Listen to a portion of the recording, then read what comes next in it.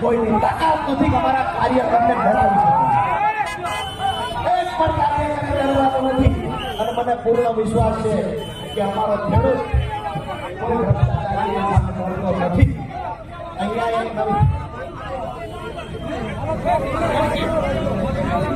ખૂબ સારી પીડા છે ભાઈ કે આનો સમય થઈ ગયો આઝાદીના 77 વર્ષ હજુ સુધી વિસાવદરને બાયપાસ આપી શક્યા નથી. એ લોકો કયા મોટે મતદાન આવે વિસાવદર ભેસાણ જુનાગઢ તાલુકાના તમામ લોકો પીડાય છે. ડબલ એન્જિન 3 એન્જિનની વાતો કરવામાં આવે છે.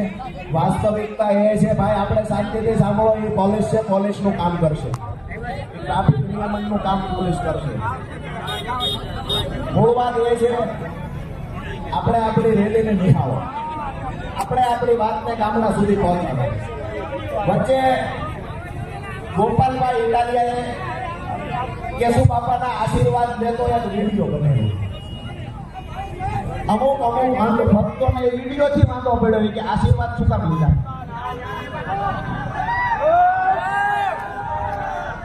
આશીર્વાદ આદરણીય સ્વર્ગસ્થ કેશુ બાપા અમારા દરેક ખેડૂત માટે, ખેડૂત આગેવાન માટે આદરણીય છે. અને ગોપાલ ઇટાલિયાએ આશીર્વાદ લીધા. તેમાં ભાજપનું બગડ્યું શું છે? જેને કેશુ બાપાને ભાજપે કેવી રીતે શું વ્યવહાર કર્યો તો આપણે સૌ જાણીએ છીએ. ભાજપ ક્યારેય કેશુ બાપાની વાત કરવા નથી માંગતી. કેશુ બાપાને ભૂલાડવાના પ્રયત્ન કરે છે. જ્યારે ભાજપના નેતાઓ અને રાષ્ટ્રીય નેતૃત્વ ભાજપનું જ્યારે કેશુ બાપાને ભૂલવાડવાના પ્રયત્ન કરે છે એની વચ્ચે ગોપાલ ઇટાલિયા કેશુ બાપાની વાતને લઈને વિસાવદરમાં આવ્યો. ખોટું શું છે? આજે દુઃખ એ વાતનું છે કે વાંધો દિલ્હીમાં બેઠેલા નેતાઓને છે અને અમારા માટે કેશુ બાપા આદરણીય હતા, રહેવાના છે.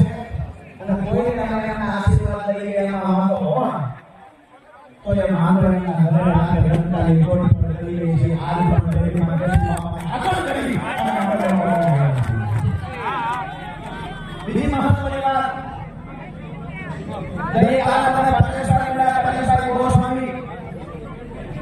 પરેશભાઈ ગોસ્વામી મને કહ્યું, મેં કીધું આગળ આગાહી હોય તો આપો.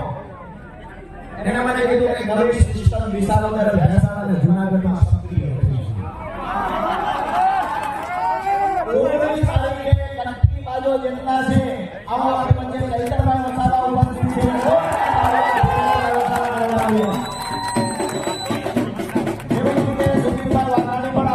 ઉપસ્થિત છે. જોરદાર તાળીઓથી સુધીરભાઈને વધાવીએ.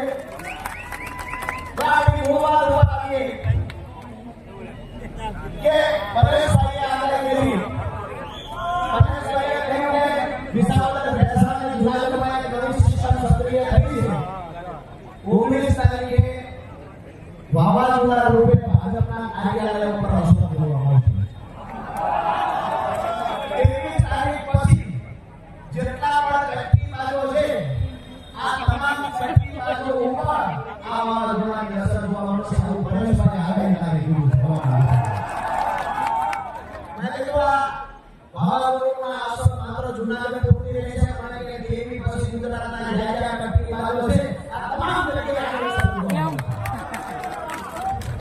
આ સૌને મિત્રો વિનંતી કરવા આવ્યો છે કે ગુજરાતની અંદર, સૌરાષ્ટ્રની અંદર ખેડૂતો માટે જ્યારે પણ કોઈ ખેડૂતોના ફોન આવ્યા છે, ખેડૂતો સાથે અત્યાચાર અન્યાય થયો છે, ત્યારે ખેડૂતનો ભાઈ બની, દીકરો બની અને કાયમ માટે એમની લડાઈને